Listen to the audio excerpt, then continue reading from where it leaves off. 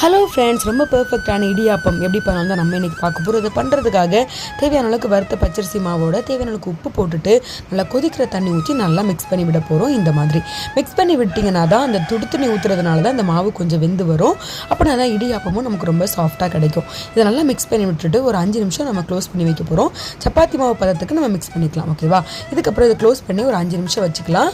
அப்போ தான் கொஞ்சம் கை பொறுக்கிற சூடு வரும். அதுக்கப்புறமா நம்ம செய்ய ஸ்டார்ட் பண்ணிடலாம். கண்டிப்பாக சூடாக இருக்கும்போது தான் நம்ம பண்ணணும். ஆறுனதுக்கப்புறம் பண்ணிங்கன்னா ரொம்ப கஷ்டமாக இருக்கும் நம்ம பிழிஞ்சு எடுக்கிறதுக்கு. பிழிகிறதுமே ரொம்ப அதிகமாக மேலே மேலே மாவை பிழிஞ்சு விடாதீங்க. ஒரு 2 சுத்து போதும். ஏன்னா அதிகமாக நம்ம மேலே மேலே பிழியும் போது இடியாப்பம் ரொம்ப சப்பி போன மாதிரி இருக்கும். அதனால தான் அதை மட்டும் பார்த்துக்கோங்க. இது ஆல்ரெடி நம்ம ஹாட் வாட்டர் ஊற்றி தான் நம்ம இதை பிசைஞ்சு வைக்கிறதுனால ஆல்ரெடியே கொஞ்சம் குக் ஆகி தான் இருக்கும். அதனால் 5 நிமிஷமே நீங்கள் குக் பண்ணி எடுத்துக்கலாம் போதும். இப்போ ரொம்ப சாஃப்டான இடியாப்பம் ரெடி. தேங்காய் பாலோட இதை சர்வ் பண்ணும்போது குழந்தைங்களுக்கு அவ்வளோ நல்லது. கண்டிப்பாக ட்ரை பண்ணி பாருங்கள். Thanks for